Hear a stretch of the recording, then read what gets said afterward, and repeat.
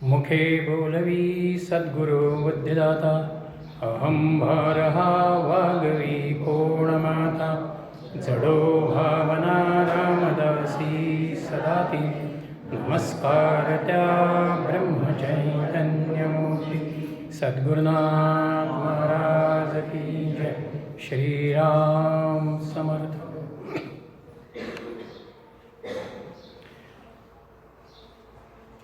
जन्मजन्मांतरीच्या वासनांचं गाठोडं घेत आम्ही प्रवास करत असतो आणि म्हणून ह्या जन्मातही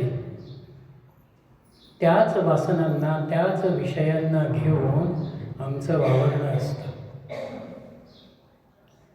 पण जेव्हा सद्गुरू भेटतात आणि ते आम्हाला भगवंताचं मंगलमय नाम देतात त्यावेळेला ह्या वासनांच्या गाठोड्याला रिकामं करणं आपल्याला सोपं होतं.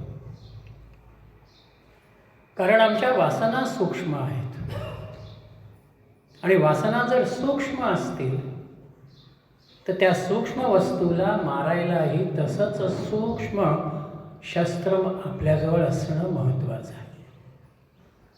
वासनाही सूक्ष्म आणि भगवंताचं नामही सूक्ष्मच आहे. म्हणून त्या नामाच्या आधारानं आपण आपल्या वासनांना निःशेष करण्याचा प्रयत्न करायचा आहे. आणि ज्या वेळेला त्या नामाला आणि ते नाम देणाऱ्या सद्गुरूंना आम्ही आमचं सर्वस्व मानतो तेव्हा महाराज आम्हाला म्हणतात की माझ्या माणसानं म्हातारपणाची आणि अंतकाळाची काळजी करू नये. आर्थिक स्वरूपातलं दारिद्र्याचं असणारा भाग आणि मृत्यूचं भय या दोन गोष्टी माणसाला सातत्यानं चिंतेमध्ये ठेवत असतात. आणि म्हणून ज्या मृत्यूची भीती मी बाळगत असतो त्या मृत्यूपासनं पूर्णपणानं मुक्त होणारा निर्भय करणारा भाव हा एका सद्गुरू कृपेनं आणि त्या नामानं आपल्यामध्ये येतो. म्हणून प्रपंचामध्ये वावरत असताना आपल्याला त्या नामाचं स्मरण फार होत नाही. कारण प्रपंचातल्याच सुखदुःखांमध्ये आम्ही बराच काळ अडकतो. म्हणून थोड्या थोड्या वेळानं का होईना, अडीअडचणींच्या निमित्तानं का होईना, आम्ही त्या नामाचं, भगवंताचं स्मरण करावं. आणि ही जर सवय आपण लावली तर हळूहळू ती आपल्या नामाच्या अभ्यासामध्ये आपल्याला नित्य स्मरणाच्या पातळीवरती आणते. म्हणून महाराज म्हणाले की मन जेव्हा विषयाकार होऊ लागेल तेव्हा माझं स्मरण करा. बऱ्याच वेळानं आठवण झाली तरीही माझं स्मरण चालू ठेवा, म्हणजे पुढे लवकर तुम्हाला आठवण होईल. आणि ह्याच आठवणीमधून महाराज म्हणाले की माझं होणं कठीण नाही. महाराजांचं व्हायचं आहे आपल्याला. याचाच अर्थ असा आहे की महाराजांशी मला समरस व्हायचं आहे. एकरूपता ज्याला साधना म्हणूया, अद्वैताची भावना ज्याला आपण म्हणूया, ती मला महाराजांच्या ठिकाणी निर्माण करायची. ब्रह्मानंद जे म्हणाले की महाराजांनी मला आपलंसं केलं, तो जो ब्रह्मानंदांचा भाव आहे की महाराजांनी आपलंसं केलं, तोच भाव इथे आहे की माझं होणं कठीण नाही. सद्गुरूंचं स्मरण, त्यांनी दिलेल्या नामाचं स्मरण हे जेवढं आम्ही करत राहतो तेवढे आम्ही त्यांच्या निकट जातो. आणि त्यांचं होणं म्हणजेच त्यांच्या अस्तित्वाची, त्यांच्या चैतन्यमय साहचर्याची एक सतत येणारी जाणीव. आहेत ते आहेत, ही भावना जी आहे, ही भावना त्यामध्ये येते आणि तिथेच भगवंत दर्शनाचा भाव येतो. म्हणून डॉक्टर पाथरकरांना महाराज एकदा असं म्हणाले की होईल तेवढा जप आपण करावा. प्रत्येक नामामध्ये मी आहे, ही भावना आपण ठेवावी आणि नाम घ्यावं.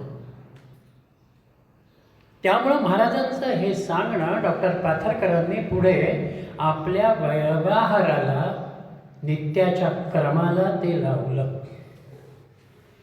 डॉक्टर पाथरकर ज्या ज्या वेळेला रोज सकाळी ऑपरेशन थिएटरमध्ये ऑपरेशनसाठी जात असत, त्यावेळेला ते आपल्याजवळ असलेली 50 मण्यांची माळ ही त्या ठिकाणी जपाचा भाव त्या माळेच्या आधारानं ते करायचे. त्यांचा जप चालू असताना बाकीचा असलेला सगळा स्टाफ त्या ऑपरेशनची असणारी जी पूर्व तयारी आहे ती तयारी त्या ठिकाणी करायचा. आणि ते सगळं आता ऑपरेशन सुरू करायचं आहे म्हटल्यानंतर डॉक्टर पाथरकरांनी महाराजांचं स्मरण करावं. आपण हे ऑपरेशन करता आहात ही मनामध्ये भावना आणावी आणि ऑपरेशनला सुरुवात करावी. हा जो भाव आहे, हा भाव म्हणजे एक प्रकारानं मी नामाशी स्वतःला जोडून घेणं. आणि नाम आणि महाराज हे जर वेगळे नाहीतच तर आपोआप त्या नामातून महाराजांचं स्मरण होतं. किंवा महाराजांची प्रतिमा मला कुठे दिसली, महाराज म्हणून काही वाचनात माझ्यासमोर आलं की मला त्या ठिकाणी नामाचं स्मरण होणं, हा भाव त्यामध्ये आहे. म्हणून नाम एकदा आपण घ्यायला लागलो, त्याच्या स्मरणामध्ये आपण आलो की आपण त्या भगवंताच्या, सद्गुरूंच्या जवळ जात असतो. आणि हे ज्या वेळेला घडतं त्याच वेळेला महाराजांचा पुढला आश्वासनाचा भाव आहे, सर्व सोडून मला शरण यावी. साधनेचा अंतिम टप्पा ज्याला आपण म्हणू, हा साधनेचा अंतिम टप्पा आपल्या शरणागत वृत्तीमध्ये आहे, आपल्या समर्पित भावामध्ये तो त्या ठिकाणी आहे. भगवंतानंही अर्जुनाला तोच भाव 18व्या अध्यायात दिलेला आहे. सर्व धर्मान् परित्यज्य माम एकम शरणं व्रजेत. सर्व तऱ्हेच्या तुझ्या कर्तव्य कर्मांना तू माझ्याच ठिकाणी समर्पित कर. ते सगळं तू बाजूला सोडून दे आणि मला एकट्याला शरण ये. जोपर्यंत आपण शरण जात नाही तोपर्यंत आपले सद्गुरू असू दे नाही तर भगवंत असू दे, ते आपल्याकडे त्या भावानं बघत नाहीत. पहिल्या अध्यायामध्ये अर्जुनानं किती विचार मांडला? धर्माचा विचार मांडला, अधर्माचा विचार मांडला, पण भगवंत काहीही बोललेले नाहीत. दुसऱ्या अध्यायामध्ये जेव्हा अर्जुन असं म्हणतो आहे की शिष्यस्तेहम शाधिमाम त्वाम प्रपन्ना, मी तुझा शिष्य म्हणून तुझ्या समोर आहे, आता तरी तू मला समजून सांग किंवा आता पण मला योग्य काय ते सांग. त्यावेळेला भगवंतानं दुसऱ्या अध्यायात सुरुवात केलेली आहे. आणि हे सगळं झाल्यानंतर शेवटी अर्जुनाला म्हणावं लागलेलं आहे, करिष्ये वचनम तव, तू सांगशील ते मी करीन. ही धारणा ज्या वेळेला आपण शरणागत होतो त्यातून समोरच्याचा येणारं जे बोधामृत आहे त्याच्यातून तो भाव आपल्यामध्ये येतो. म्हणून मला शरण या, हा भाव महाराजांचा या ठिकाणी आहे. आणि ज्यावेळेला आम्ही शरण जातो त्या शरण जाण्यामध्ये आमच्यातल्या अहंकाराचं, आमच्यातल्या मीपणाचं संपूर्ण विसर्जन आहे. म्हणून शरण जाण्यामध्ये अनन्यता आहे, शरण जाण्यामध्ये आपल्यातली श्रद्धा आहे आणि आपल्यातला भक्तियुक्त भाव आहे. या तिघांचा संबंध, या तिघांचा समन्वय तुम्हाला आनंदाच्या अनुषंगानं पुढे नेतो. म्हणून आत्मस्वरूपाच्या निखळ आनंदासाठी आम्हाला आमच्यामध्ये शरणवृत्ती निर्माण करायची आहे. म्हणून 18व्या अध्यायात माऊलीनं म्हटलं, तैसा मी एक वाचोनी काही, मग भिन्न अभिन्न आन नाही, सोहम बोधे तयाचा ठाई, अनन्यो होय.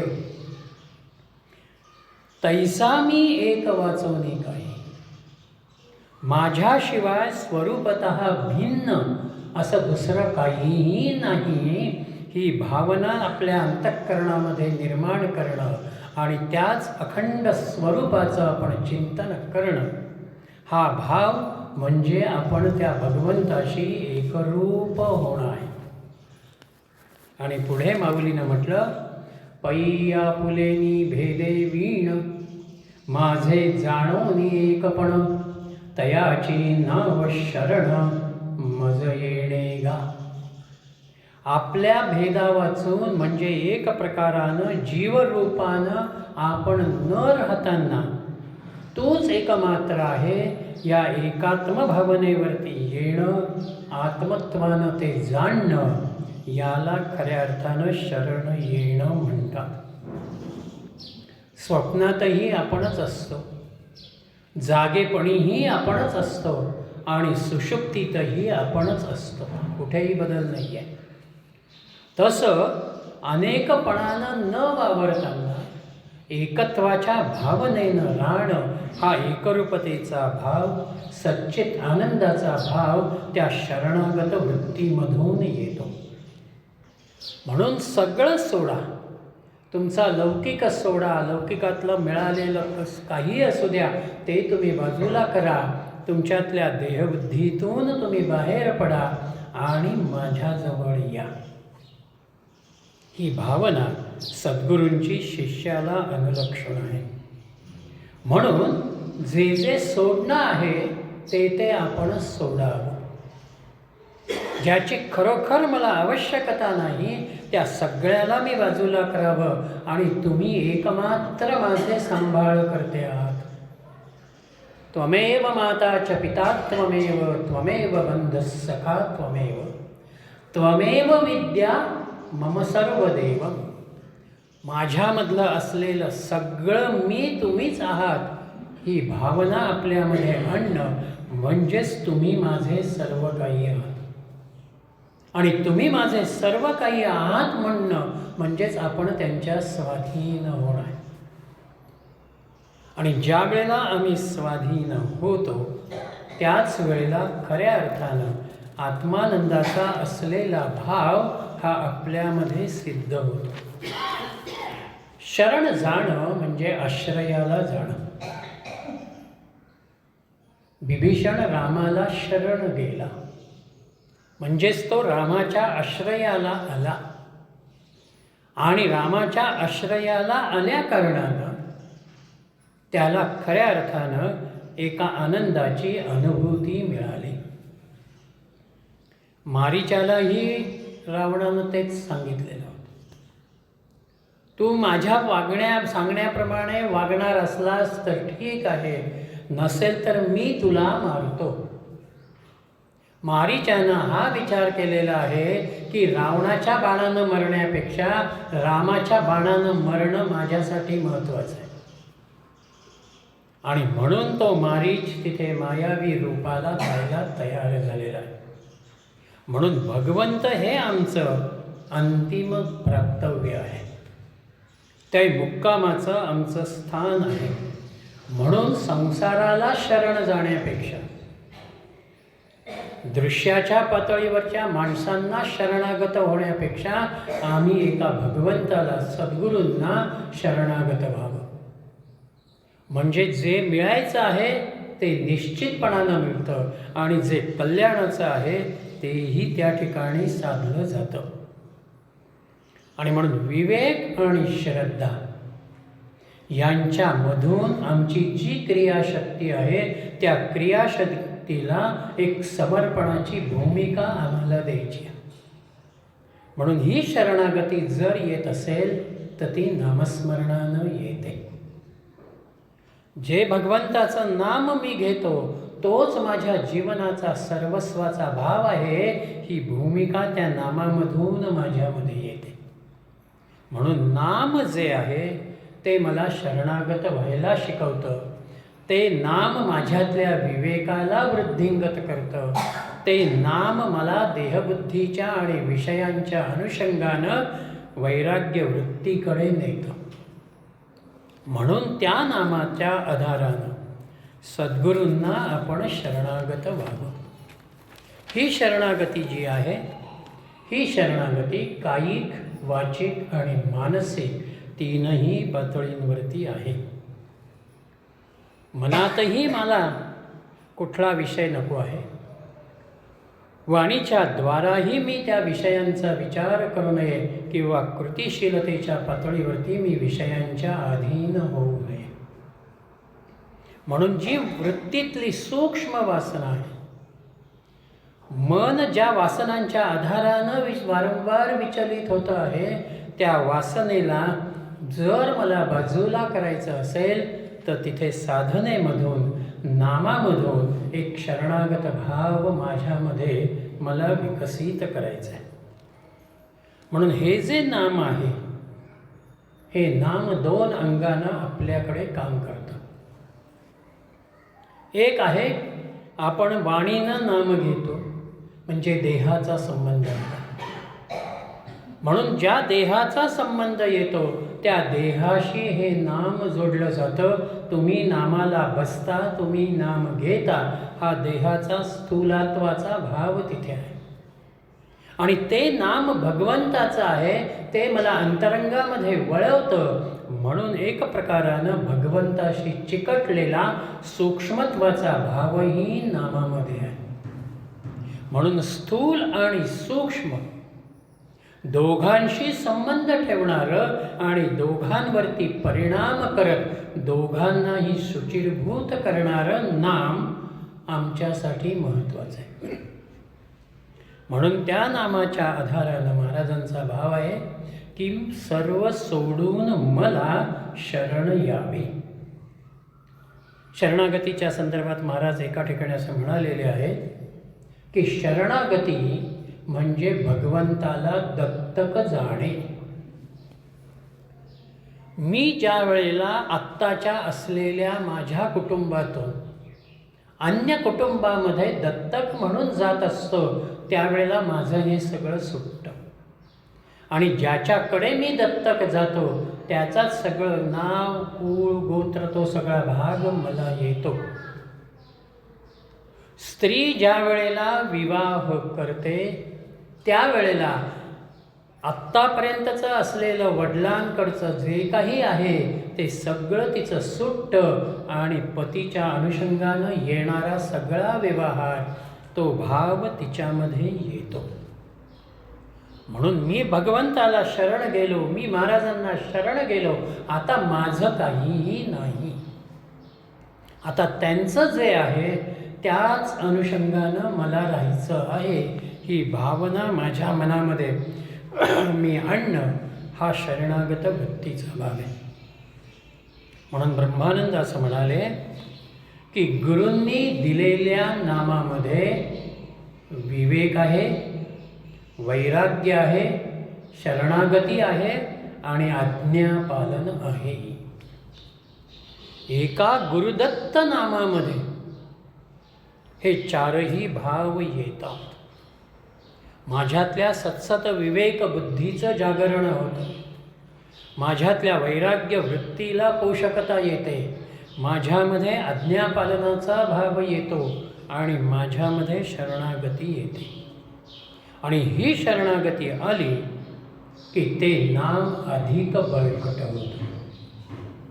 त्या नामाला एक उंची प्राप्त होते, एक मूल्य ज्याला म्हणावं ते मूल्य त्या ठिकाणी येतं. आणि ते नाम काल मी म्हटलं तसं शिष्याला गुरुत्वाच्या पातळीवरती नेतं. म्हणून ब्रह्मानंद म्हणाले की महाराजांनी मला आपलंसं केलं. ती भूमिका जोपर्यंत आमच्यामध्ये आज्ञापालन आणि शरणागत भाव येत नाही तोपर्यंत ती प्राप्त होत नाही. पण या दोन गुणांना नामाच्या आधारानं आम्ही स्वीकारलं की आपोआप हेच आपल्यामध्ये तयार होतं.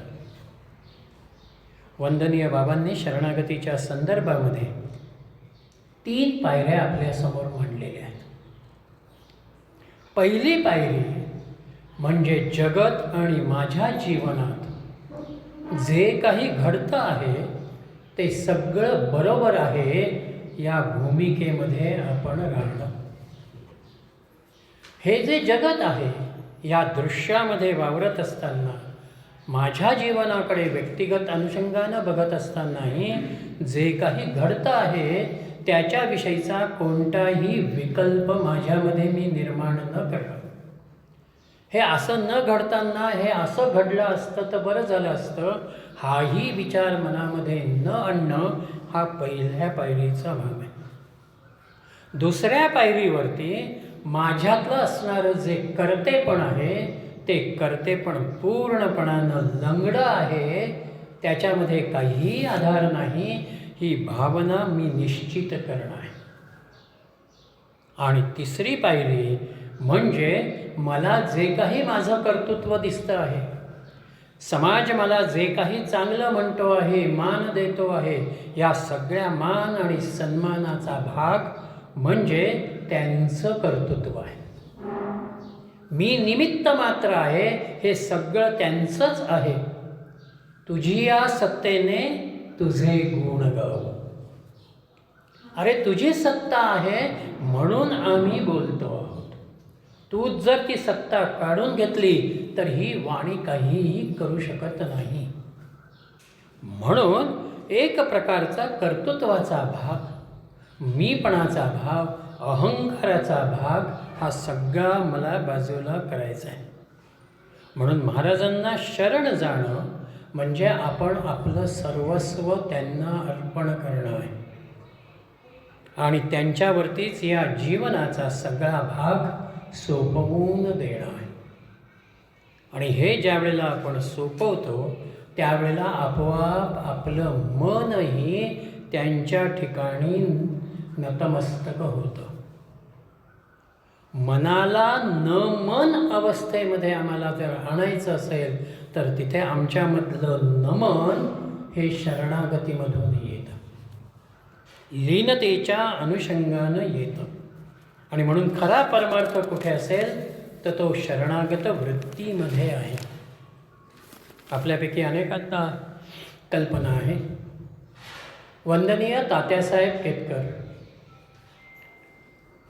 पेटीवरती बसत असत आणि त्या पेटीवरती बसल्यानंतर त्यांच्यामध्ये महाराजांचा आविष्कार होत असे आणि वाणीरूप आविष्कार या भावनेनं ते मार्गदर्शन बघितलं जात असे. नव्यानं त्यांच्या त्या मार्गदर्शनाचा काही भाग हा गोंदवले संस्थानं गेल्या वर्षी प्रकाशित केला, चैतन्यबोध या नावानं. त्या पेटीवरती बसल्यानंतर तात्यासाहेबांचं बोट अशी फिरायची आणि पहिला 1-1.5 मिनिटं ती बोटं फिरत असताना ती श या अक्षरावरती यायची आणि थांबायची आणि त्याच्यानंतर त्यांचं बोलणं सुरू व्हायचं. या अनुषंगानं ज्या वेळेला तात्यासाहेबांना प्रश्न केला गेला त्यावेळेला तात्यासाहेब असं म्हणाले की शवरती माझं बोट थांबतं आणि नंतर वाणीतून बाहेर विचार यायला लागतात. याचाच अर्थ असा आहे की जोपर्यंत मी त्यांना शरण झालेलो नाही तोपर्यंत ते व्यक्त होत नाहीत. म्हणून एक प्रकारानं मी शरणागत होतो तेव्हाच तो महाराजांचा भाव त्या ठिकाणी व्यक्त होतो. म्हणून पुढे महाराज असं म्हणाले, मी सांगितलेले स्मरणात ठेवावे. माझ्या सांगण्यात मी आहे, मला दुसरे कुठेही पाहू नये. एक साधक म्हणून साधनेमध्ये जर मला पुढे जायचं असेल, ती प्रगती मला साधायची असेल, तर महाराजांची ह्या 3 सूचना इथल्या फार महत्त्वाच्या आहेत.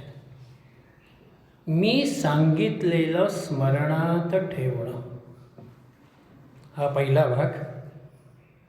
कारण माणूस म्हणून, जीव म्हणून स्मरण आणि विस्मरण हे दोनही भाव माझ्या वृत्तीमध्ये आहेत. प्रपंचाच्या पातळीवरती काही वेळेला आपल्या स्मरणात असतं, पण आपण आपल्यामधल्या स्वार्थबुद्धीच्या अनुषंगानं तुम्ही असं सांगितलं होतं का, माझ्या लक्षात नाही. म्हणजे स्मरणात असतानाही मला विस्मरण झालेलं आहे ही भावना मी व्यक्त करतो. म्हणून स्मरण आणि विस्मरण किंवा जाणीवपूर्वक विस्मरण हा आपला स्वभाव आहे.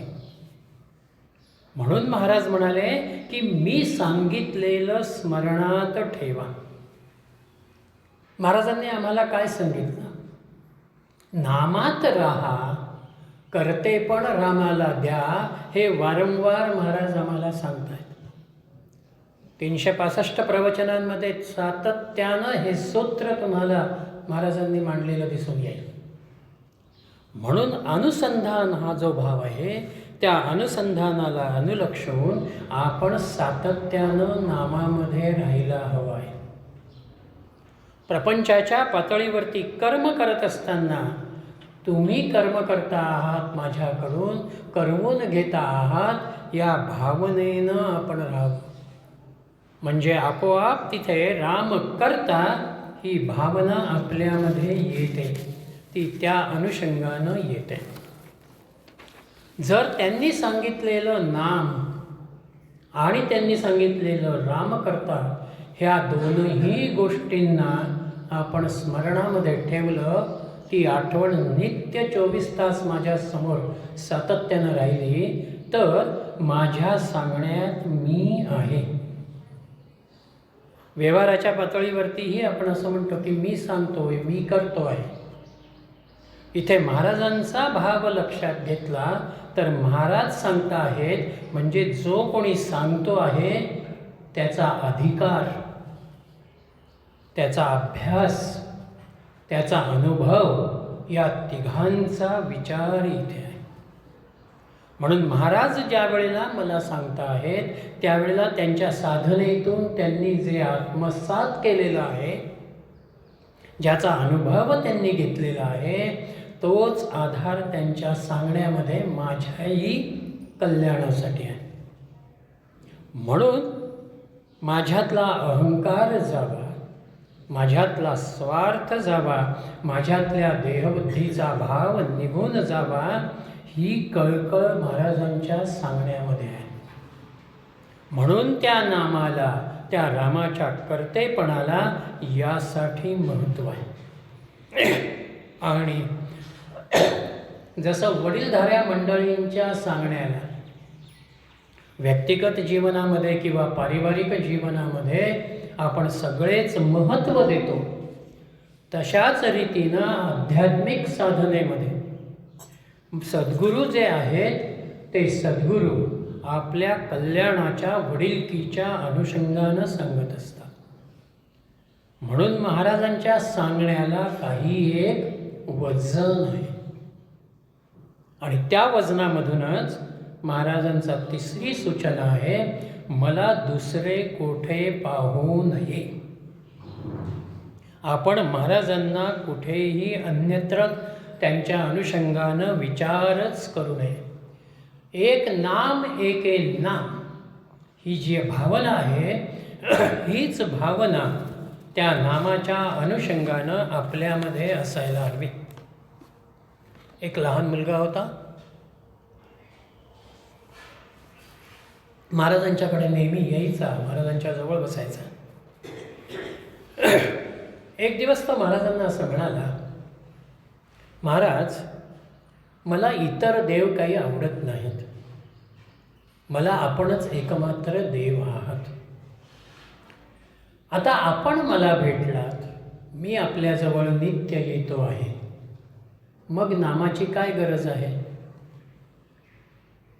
महाराज हसले आणि त्याला म्हणाले, तुझं म्हणणं खरं आहे, पण मी तुला जर जिवंत हवा असेल तर तू नामाला बांधून घे.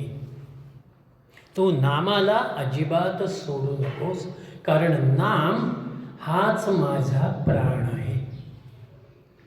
प्राण असे तोपर्यंत जर देहाला मूल्य आहे, तसं मी हवा असेल, माझ्याजवळ तुला राहायचं असेल तर तू नामाची संगत कर, तू नाम घेत जा. म्हणून मला कुठेही बघू नकोस, अन्यत्र कोणत्याही नामाशिवाय तू विचारच करू नकोस, ही भावना महाराजांची आहे. आणि खरोखर महाराजांची नामाची कळकळ एवढी विलक्षण आहे की काही त्यांची वचनं ज्या वेळेला नुसती वाचावे तरीही त्या ठिकाणी आतून गलबलल्यासारखं होतं. 2 वचनं महाराजांची अशी आहेत. एक वचन, जो नाम घेतो त्याच्या दारात मी कुत्र्यासारखा पडून आहे.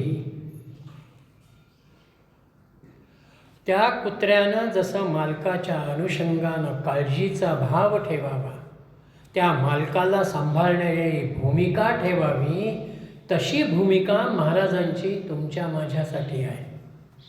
आपलं काम एवढंच आहे, आपण नाम घ्यावं. आणि दुसरं वचन महाराजांचं आहे, आपण कुठल्याही मंदिराकडे गेलो दर्शनाला तर बाहेर काही भिकारी भिकेच्या अपेक्षेनं बसलेले असतात. महाराज म्हणतात, मंदिराच्या बाहेर भिक्षेच्या अपेक्षेनं जशी माणसं बसलेली असतात, तसं तुम्ही माझ्याकडे येत असताना मी त्याच अपेक्षेनं तुमच्याकडे बघत असतो की अरे तुमचं नामाचं प्रेम कसं वाढेल, ती नामाची भीक तुम्ही मला कशी द्याल. म्हणजे आपल्याकडून नाम वाढावं, त्या नामानं त्यांना आनंद प्राप्त व्हावा, हा एक भाव महाराजांचा आहे. म्हणून त्याच नामाला आपण सर्वस्व मानावं, हा विचार महाराजांच्या आश्वासनांमध्ये आहे. आणि म्हणून ज्याच्यानं तुम्ही भगवंतापर्यंत जाता, ज्याच्यानं तुमच्या जीवनामध्ये परमानंदाची, ब्रह्मानंदाची अनुभूती येते, त्या नामाविषयी महाराज पुढे असं म्हणाले, तुम्ही नाम तेवढं जतन करा. शिष्य म्हणून आपली अनुग्रह मी घेतला आहे म्हटल्यानंतर माझी जबाबदारी जर कोणती असेल तर त्या जबाबदारीची जाणीव महाराज आम्हाला इथे देत आहेत. त्यांनी दिलेलं जे नाम आहे ते नाम मला जतन करायचं आहे. जतन करणं म्हणजे काय? जतन या शब्दामध्ये योग्य काळजी घेणं. आपण जसं घरातल्या वस्तुमात्राची जतन करत असतो, मौल्यवान वस्तूंची काळजी घेत असतो, तशा रीतीनं इथे महाराजांचा जतन या शब्दामधला भाव आहे. ज्याला प्रॉपर केअर म्हणतात, योग्य काळजी म्हणतात, ती मला घ्यायची आहे. जतनचा दुसरा भाव असा आहे, कोशाच्या अनुषंगानं रक्षण करणं, सांभाळ करणं. त्या नामाचा सांभाळ मला करायचा आहे. ते नाम मला रक्षणाच्या अनुषंगानं बघायचं आहे की ते नाम माझ्याकडून विसरलं जाणार नाही, ते नाम माझ्यापासून सुटणार नाही, मी नामापासून दूर होणार नाही, हा सांभाळणारा भाव आहे. जतनचा आणखीन एक भाग म्हणजे संगोपन. आपण एखाद्या लहान मुलाचं संगोपन करावं, बारकाईनं त्याच्याकडे बघावं, त्याचं दुखणं खुपणं आपण विचारामध्ये घ्यावं. तसं नामाचं मला संगोपन करायचं आहे, ते नाम मला सांभाळायचं आहे. आणि जतनचा एक अर्थ प्रतिपाळ. ते नाम अशा रीतीनं मी विचारामध्ये घ्यावं की त्याचा विसर मला कधीही होणार नाही. झोपेतही नाम चालू राहण्यासाठी जागृतीच्या काळामध्ये त्या नामाचं अनुसंधान मी ठेवणं, तेव्हाच ते झोपेमध्येही माझं नाम चालू असल्याचा भाव मला दिसतो. म्हणून लहान मुलाची आपण काळजी घ्यावी, एखाद्या मौल्यवान वस्तूची आपण काळजी घ्यावी, तसं नामाची काळजी आपल्याला घेता आली पाहिजे. त्या नामाचा सांभाळ आपल्याला करता आला पाहिजे. म्हणून पहिलं प्राधान्य माझा दिवस सुरू झाल्यानंतर, माझ्या प्रपंचाच्या कामांना सुरुवात केल्यानंतरचा पहिला माझ्यातला कर्तव्याचा भाग म्हणजे मी नामाला पहिल्यांदा विचारात घ्यावं आणि मग बाकीच्या गोष्टींना बघावं. एक वेळ प्रपंचातली एखादी गोष्ट आज माझ्याकडनं झाली नाही, हरकत नाही, पण माझं आजचं ठरवलेलं नाम कमी झालं असं मला होता उपयोगाचं नाही. निंबाळच्या गुरुदेव रानड्यांच्या परंपरेतले ज्येष्ठ साधक अंबुराव महाराज, त्यांचं एक वचन आहे, प्रथम चाकरी मग भाकरी. पहिल्यांदा मी माझी नामाची चाकरी करीन, तेव्हाच दुपारी 12 वाजता समोर आलेल्या भाकरीचा मी स्वीकार करीन. जोपर्यंत माझं नाम आजचं अपेक्षित झालेलं नाही, तोपर्यंत त्या भाकरीचा स्पर्शही माझ्यासाठी योग्य नाही. आणि नारदांनीही भक्तिसूत्रामध्ये म्हटलेलं आहे, अव्यावृत भजनात. अखंड भजन, अखंड स्मरण ही नामाचा जतन करणारी धारणा आहे.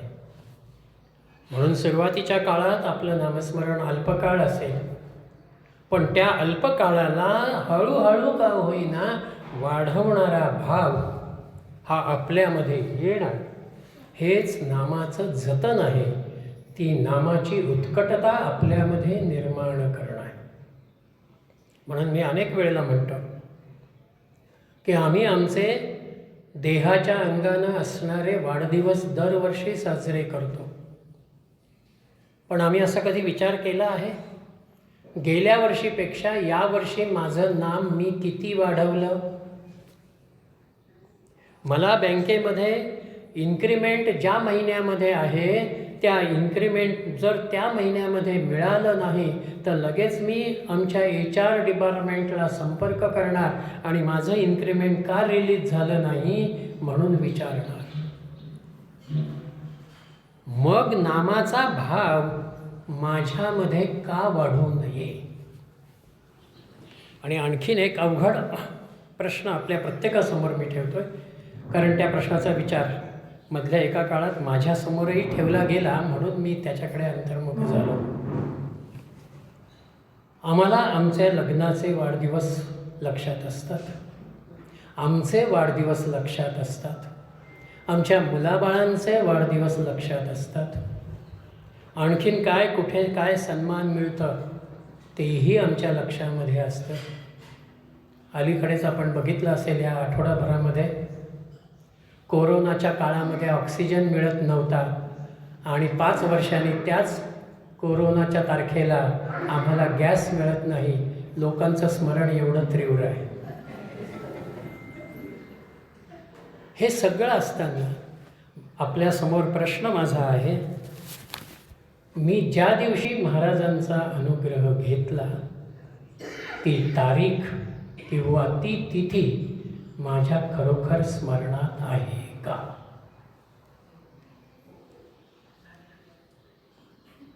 नामाची जपणूक हा भाव महाराजांचा इथे आहे.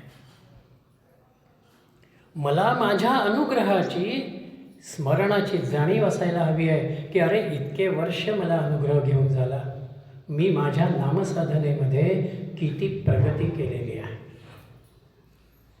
मीराबाईचं वय काहीतरी 50-55 असेल. तिला एकानं प्रश्न उपस्थित केला की आपलं वय काय? त्यावेळेला ती म्हणाली की माझं वय फक्त 4 वर्ष आहे. 45-50ची दिसणारी मीरा माझं वय 4च वर्ष म्हणते. याचा भाव असा की गुरूंनी मला नाम देऊन 4 वर्ष झालेली आहेत. ते माझं खरं जीवन आहे. हे देहाच्या अंगानं येणारं लौकिकाच्या जीवनाला माझ्या जीवनात फारसं मूल्य नाही. म्हणून नामाच्या जपणुकीमध्ये त्या नामाचं स्मरण हा अत्यंत महत्त्वाचा आहे. म्हणून पावसच्या स्वामी स्वरूपानंदांचा अभंगामधला एक चरण असा आहे, आम्ही हरिदास प्रपंची उदास, आम्हा निदिध्यास हरीचा. केवळ एका त्या परमात्म्याचा भावच आमच्यामध्ये निखंड राहणं ही याच मनुष्य जन्माची भावना आहे. म्हणून माऊलीनंही 9व्या अध्यायामध्ये म्हटलेलं आहे, जयाची वाचे माझे आलाप, दृष्टी भोगी माझेची रूप, जयाचे मन संकल्प माझाची वाहे. भगवंताचं किंवा नामाचं स्मरण म्हणजे हा भाव आहे. वाणीला असू द्या, दृष्टीला असू द्या, मनात मधल्या अंतःकरणाच्या भावाला असू द्या, आम्ही त्या नामाशीच स्वतःला जोडून घ्या. आणि एकदा नामाच्या जतनाची भूमिका माझ्यामध्ये आली की आपोआप अन्य गोष्टींचा अनावश्यक वेळ बाजूला होतो आणि नाम घ्यायला, नामाला साह्यभूत होणाऱ्या गोष्टींना आम्ही प्राधान्य देतो. आणि म्हणून नित्याच्या प्रपंचातही आपण आपल्या नामाच्या चिंतनाचा भाव हा सतत ठेवावा. म्हणजे एक तर त्या प्रपंच कर्माला नामाची जोड लागते आणि त्या नामाच्या स्मरणामध्ये मी राहतो. म्हणून महाराज पुढे असं म्हणाले, नामात मन ठेवा हे माझे खरे दर्शन आहे. नामामध्ये मन ठेवणं म्हणजे मनाला नामाचा भाव सतत देत राहणं आहे. मन आज माझं काय करत आहे? माझं मन आज दृश्याकडे जोडलेलं आहे. म्हणून त्या दृश्याचा सातत्यानं चिंतन, विचार हा माझ्या समोर आहे. मग त्या दृश्यामधून त्या मनाला मी आत वळवायचं आहे, त्याला अंतर्मुख करायचं आहे आणि त्या भगवंत नामाशी, सद्गुरूंशी, भगवंताशी मला जोडायचं आहे. प्रपंचातला आपला रोजचा अनुभव काय आहे? मन ज्या वेळेला त्या प्रपंच कर्मामध्ये खऱ्या अर्थानं गुंतलेलं असतं, त्यावेळेला आपोआप ते काम चांगल्या रीतीनं होतं, सहजतेनं होतं. ते काम करताना कुठेही मी दमलो आहे ही भावनाही येत नाही. मी जर माझा अभ्यास मन लावून केला तर परीक्षेची भीती राहत नाही आणि उत्तम गुणवत्ता मी प्राप्त करतो. मन लावून माझ्या कार्यालयातलं काम मी केलं, माझ्या टेबलावरचं काम मी केलं, तर त्या कामाचं मी व्यवस्थित काम केलं हा मानसिक समाधानाचा भाव येतो. आणि त्याचबरोबर वरिष्ठांच्याही ठिकाणी एक भूमिका येते की अरे ह्याला जे काम सांगावं तो अत्यंत व्यवस्थित करतो आहे. जर अभ्यास मन लावून करतो, काम मन लावून करतो, स्वयंपाक जर मन लावून होतो आणि एक आनंदाची भूमिका येते, तसं नामात मन ठेवा. नामाला बसल्यानंतरही मी अनुग्रह घेतलेला आहे, एवढ्या माळा जप करायचा आहे हा विचार नको. मला त्या नामातून आनंदीपणाचा भाव येतोय, प्रसन्नतेची जाणीव होते, प्रसंगी असलेल्या देहाच्या वेदनांचाही मला विसर पडतो आहे. ही मनाची धारणा म्हणजे नामात मन ठेवा. म्हणून माझं मन सूक्ष्म, स्वच्छ आणि एकाग्र होणारी धारणा ही मनःपूर्वक या शब्दामध्ये येते. म्हणून ते मनःपूर्वक मी नाम घेतो, म्हणजेच नामाचा धर्म, नामाचं कर्म आणि नामाचीच उपासना मनाला पूर्णपणानं व्यापते. आणि अंतर्बाह्य जसं म्हणावं किंवा नदीवरच्या, ओढ्यावरच्या, विहिरीवरच्या पाण्यामध्ये तो घागरीला सोडून दिल्यानंतर ती घागरही पाण्यानं भरते आणि ती बाहेरचा भागही तिचा पाण्यामध्ये राहतो. अंतर्बाह्य जसं पाणी आहे तसं अंतर्बाह्य माझं मन त्या नामाशी मला जोडायचं आहे. आणि हे जे जोडणं आहे तिथेच खऱ्या अर्थानं त्या भगवंताचं, सद्गुरूंचं दर्शन आहे. प्रदर्शनापेक्षा दर्शनाचा भाग हा आनंदाशी निगडीत आहे. म्हणून ज्या दर्शनामधून माझ्यामध्ये प्रसन्नता येते, माझ्यामध्ये आनंदाची धारणा येते, माझ्यामध्ये समाधानाचा भाव येतो, ते एक प्रकारानं दर्शन आहे. जे स्वरूप महाराजांचं मी बघतो, जे स्वरूप मी रामाचं बघतो, तो राम माझ्या समोर येणं, ते महाराज त्या स्वरूपात माझ्या समोर येणं हा दर्शनाचा एक भाग. पण त्याचबरोबर माझ्यातली सहज निर्माण होणारी प्रसन्नता, आनंदाचा, समाधानाचा भाव हाही एक प्रकारानं आत्मारामाच्या दर्शनाचा भाव आहे. म्हणून नामामधून खरं दर्शन आहे. नाम घेता घेताना आपल्यामध्ये येणारी प्रसन्नता ही त्या नामाच्या दर्शनाची अनुभूती आहे. समाधी पाहता समाधान होते. महाराजांची समाधी मी बघत असताना, त्या सत्पुरुषाची समाधी बघत असताना मी समाधान पावतो. याचा अर्थ त्या समाधीमधले तीनही अक्षर ही माझ्याशी निगडीत आहेत. स म्हणजे शरीर, म म्हणजे मन आणि धी म्हणजे बुद्धी. शरीर, मन आणि बुद्धी हे ज्या वेळेला एकाच ठिकाणी स्थिर होतात आणि तिथून आनंदाचा भाव येतो, ती आमच्यातली समाधी. म्हणून त्या समाधीला बघितल्यानंतर, त्या महाराजांना बघितल्यानंतर माझ्यामध्ये आनंदाचा, प्रसन्नतेचा भाव होणं ही भावना त्या ठिकाणी. म्हणून निर्वाणापूर्वी उद्धवाला उपदेश करत असताना भगवंत शेवटी असं म्हणत आहेत की उद्धवा, तुला खऱ्या अर्थानं भगवंताला पाहायचं असेल तर त्याला देहात पाहून चालणार नाही. सगुण रूप तुझं अखंड राहू शकत नाही, प्रसंगी देहाचं दर्शनही विसरणार आहे, पण नामातून येणारं त्याचं स्मरण हे खरं दर्शन, असं भगवंत उद्धवाला म्हणतात. आणि म्हणून परवालाही मी बोललो होतो की गोपी कृष्णानं 9व्या वर्षी 10व्या वर्षी गोकुळ सोडल्यानंतर गोपींना कृष्ण पुढे दिसलेला नाही. अगदी शेवटी प्रभास तीर्थावरती भेट झालेली आहे, पण तो समोर नसतानाही कृष्ण नामाशिवाय त्या गोपी कधीही राहिलेल्या नाहीत. म्हणजे सगुणाचा भाव आपल्यामध्ये असेल, आनंद आहेच, पण त्या सगुणाच्या भावाला न अडकता त्या सगुणाच्याही पुढे जाणारा, निर्गुणत्वाकडे जाणारा भाव हा आम्हाला नामामधून येतो. म्हणून त्या नामाशी मी अनन्य राहणं, त्या नामाशी मी एकनिष्ठ राहणं म्हणजेच खऱ्या अर्थानं महाराजांचं, सद्गुरूंचं दर्शन आहे. समर्थ तेवढ्यासाठी म्हणालेले आहेत, सगुणाचेनी आधारे निर्गुण पाविसे.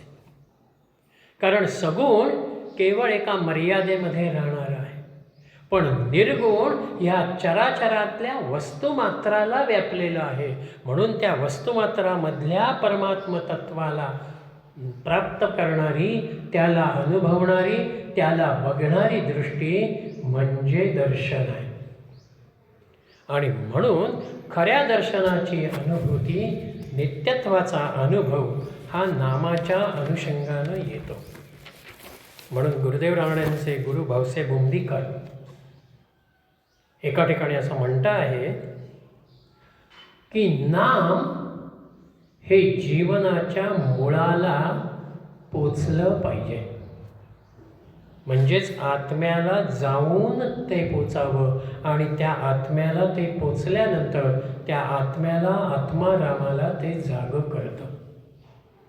जसं मुळाला पाणी घातल्यानंतर वरचं झाड आपोआप विकसित होतं, पानांचा हिरवेपणा आपोआप येतो, पानांना वेगळं पाणी आम्हाला द्यावं लागत नाही.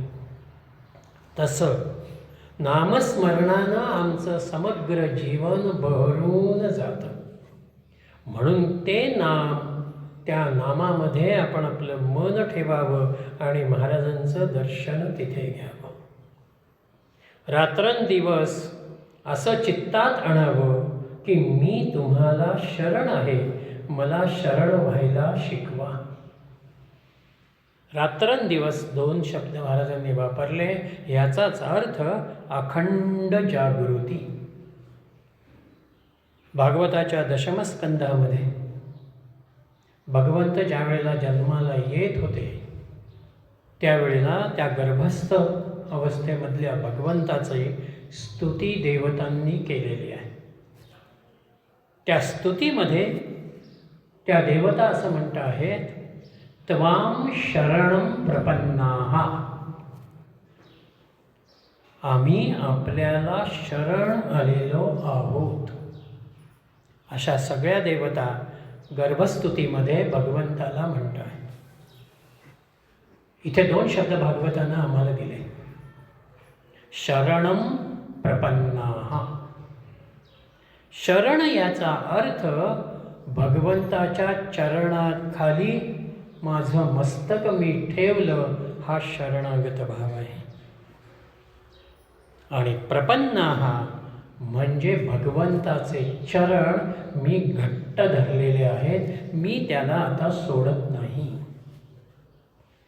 ही जी शरणागत वृत्ती आहे, मी तुम्हाला शरण आहे, मला शरण व्हायला शिकवा, ही भावना आपण महाराजांना व्यक्त करायची. ते शरणागत होणं मला आपल्या प्राप्त करून द्या, ही भूमिका त्या ठिकाणी येते. आणि शरणागतीमध्ये नम्रताही येते, लीनताही येते. शेवटी सांगतो, नामाला शरण जा, मी नामाहून वेगळा नाही. नामाला शरण जाणारी भूमिका महाराज वारंवार आमच्या समोर ठेवत आहेत. महाराज नामापेक्षा वेगळे नाही, नाम घेताना मी जो नाम घेतो त्याच्या जवळ मी आहे, नामामध्ये मला पहा, हा भाव महाराजांचा आहे. म्हणून त्या नामाचा अनुसंधानाचा निधिध्यासाचा भाव या ठिकाणी आम्हाला निर्माण करायचा आहे. आणि जर ही नामाला शरण जाणारी अखंड वृत्ती 24 तास आमच्यामध्ये निर्माण झाली आणि नामापेक्षा महाराज वेगळे नाहीत, या दृढत्वावरती आम्ही आलो, तर या आश्वासनांमधला शेवटचं विचार सूत्र महाराजांनी आम्हाला दिलं. मग तुमच्या अंतकाळी मी उशाशी आहे.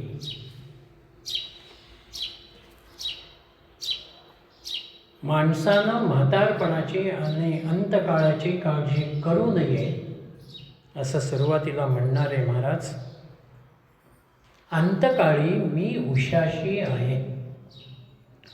महाराज आमचा अंतकाळ साधतात म्हणजे काय करतात? आपल्याकडे असं म्हटलेलं आहे, अनायासेन मरणम विना दैन्येन जीवनम. सहजपणानं आपल्याला मृत्यू यावा असं आपण प्रत्येकजण अपेक्षित करत असतो, पण आपल्याला माहिती नाही आहे की आपला शेवटचा काळ कसा असेल. किती सहजपणानं आपल्याला त्यामध्ये शेवटचा भाव येईल माहिती नाही. म्हणून अंतकाळ साधणं म्हणजेच एक प्रकारानं माझ्या प्रापंचिक अंगानं, देहबुद्धीच्या अंगानं असणाऱ्या ज्या वासना आहेत त्या वासनांमधून महाराज आम्हाला बाहेर काढतात. कारण म्हातारपण आणि अंतकाळाचा विचार करत असताना आपण बघितलेलं आहे की ज्या वासना माझ्या शेवटच्या श्वासामध्ये आहेत त्याच वासना घेऊन मी पुढला जन्म घेणार आहे. मग जर मला माझं जन्ममरण खंडित करायचं असेल, खऱ्या अर्थानं कृतार्थतेची अनुभूती मला घ्यायची असेल, तर मला त्या ठिकाणी नामात राहणारा भाव हा महाराज मला साधून देतात.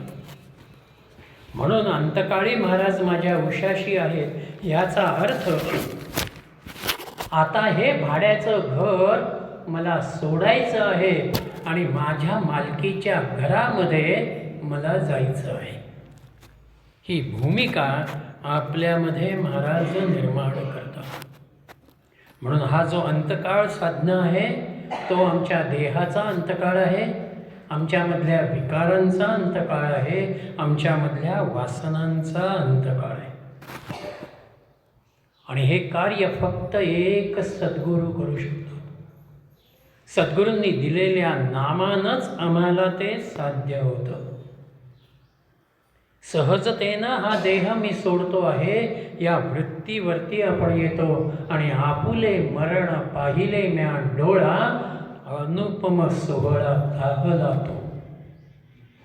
मृत्यूचाही सोहळा व्हावा, हसत हसत त्याला सामोरं जावं, ही धारणा अंतकाळी महाराज साधतात. स्वतः ब्रह्मानंदांनी आपल्या निर्वाणाच्या आदल्या रात्री हरिपंतांना, हरिभाऊंना मरणाच्या अनुषंगानं एक चिंतन दिलेलं आहे. ब्रह्मानंद तिथे असं म्हणत आहेत, मरण म्हणजे दुसरे काही नाही. कोणत्याही प्राणाच्या स्थूल देहात एक अंगुष्ठ मात्र सूक्ष्म देह असतो. तो ज्यावेळी स्थूल देहाचा त्याग करून बाहेर निघून जातो तेव्हा मरण आले असे म्हणतात. जो सदा रामनामात लीन झालेला आहे त्यांचा सूक्ष्म देह, लिंगदेह हा कोणत्याही प्रकारचे आयास न होताना, कष्ट न होताना या स्थूल देहाला सोडून जातात. यासाठी अखंड रामनामामध्ये आपण लीन व्हावं आणि त्याच रामावरती विश्वास ठेवावा, म्हणजे तुमची मरणबाधा टळेल आणि मरणाला भिण्याचं कारण नाही असं ब्रह्मानंद तिथे म्हणत आहेत. म्हणून माझ्यातला हा जो सूक्ष्म देह आहे, त्या सूक्ष्म देहापर्यंत, अंतरंगापर्यंत मी नामाला नेलं, ते नाम सतत त्याच ठिकाणी ठेवलं, तर आपोआप मरणाचा भावही आपल्यातला निघून जातो. महाराजांच्या चरित्रामध्ये बरेच प्रसंग आहेत. मोरारजी शेठचाही प्रसंग आहे, त्याला शेवटी महाराजांनी नामस्मरणामध्ये ठेवल्याचा.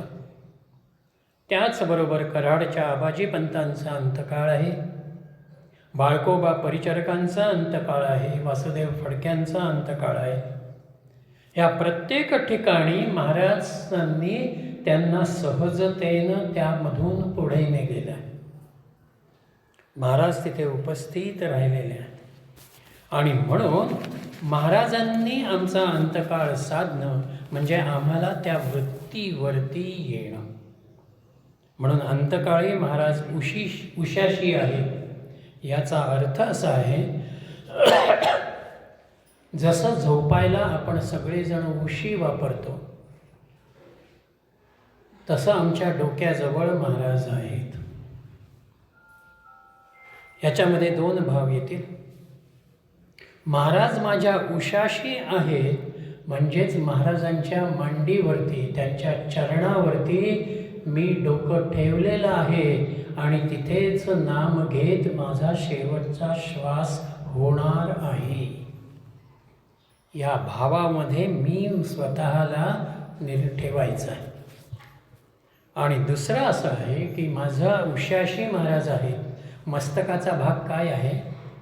मस्तकाचा भाग हा आमच्या मेंदूशी निगडीत आहे आणि तिथे आमच्या वासनांचा, आमच्या संकल्पांचा, आमच्या कामनांचा सगळा केंद्रबिंदू आहे.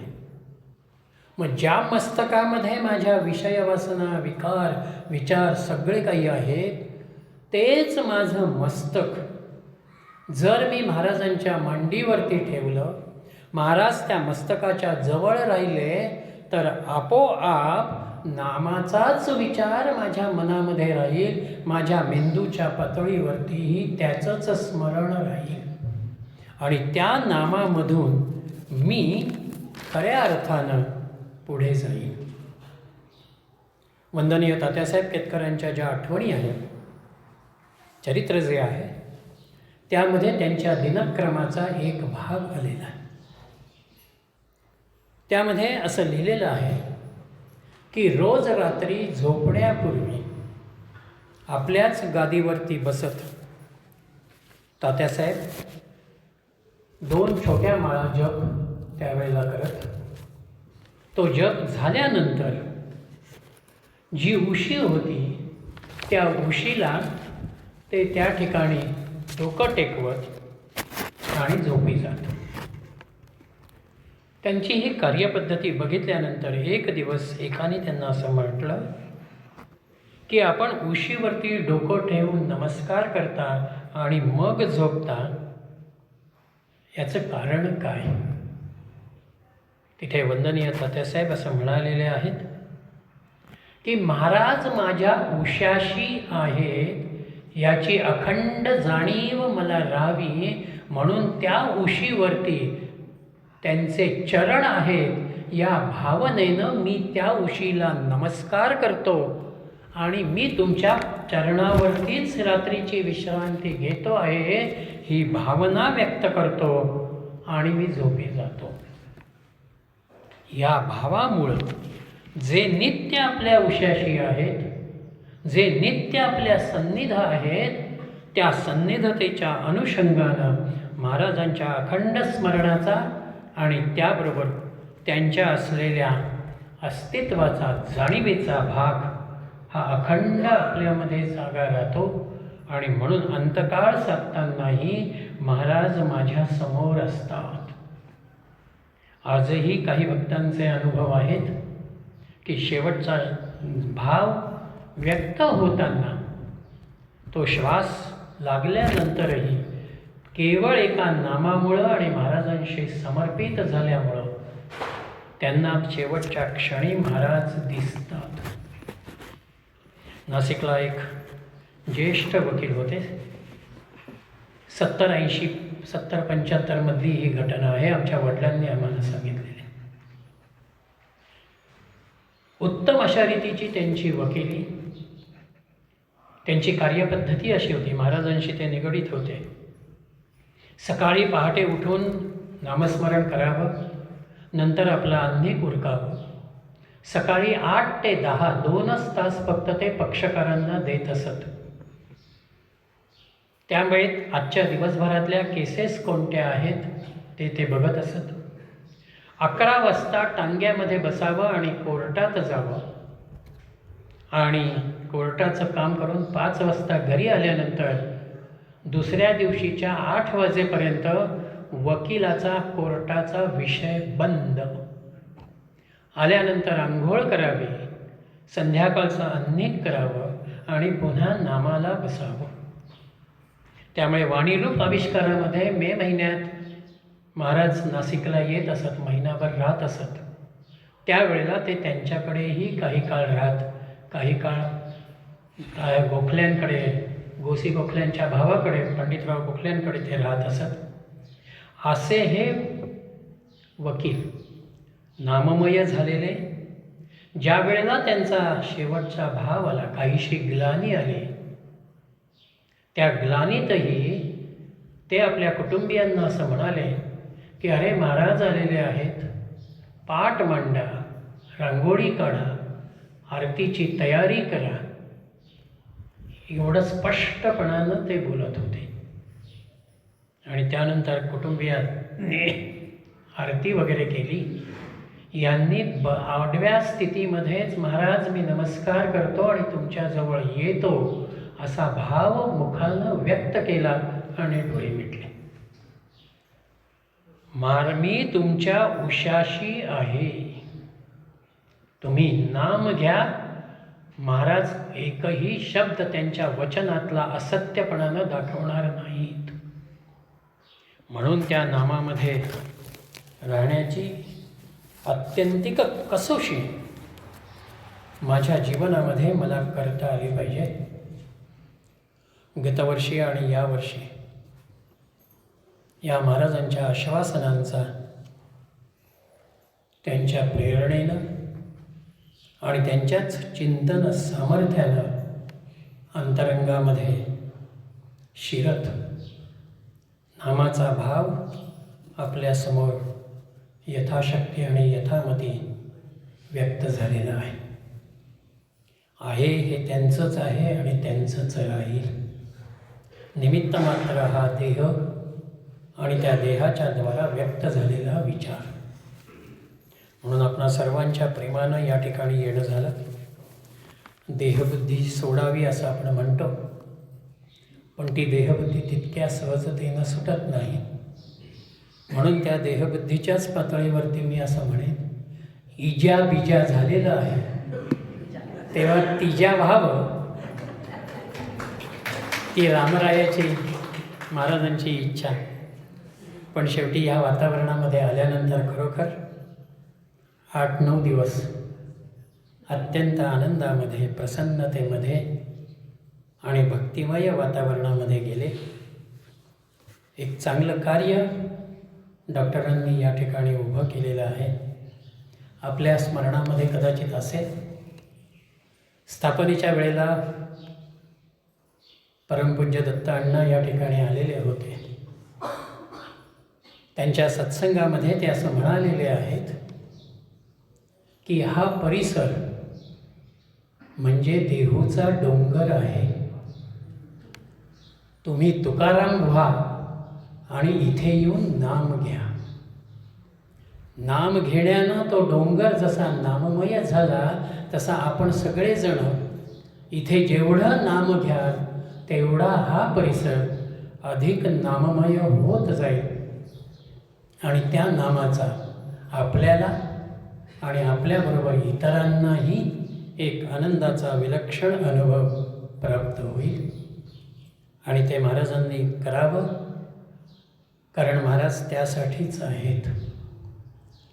म्हणून इथे मंदिर होणं, इथे लोकांनी याणं आणि उत्सवाच्या माध्यमातून विविध कार्यक्रम होत, तो भक्तीचा माहोल तयार व्हावा, हे सगळं महाराजांचंच नियोजन आहे असं म्हणता येईल. म्हणून त्या प्रभू रामरायाच्या चरणी आणि महाराजांच्याही चरणी अत्यंत श्रद्धेय वंदन करतो. आपणा सर्वांच्या रूपानं महाराज माझ्यासमोर होते आणि तेच मला बोलायला प्रवृत्त करत होते. म्हणून आपणा सर्वांच्याही हृदयस्थ असणाऱ्या सद्गुरूंना वंदन करतो आणि ही झालेली समग्र सेवा रामरायाच्या आणि महाराजांच्या चरणी समर्पित करत आम्हा सर्वांना नित्य निरंतर अखंडपणे नामात ठेवा ही प्रार्थना करतो आणि वाणीला विराम देतो. जानकी जीवन स्मरण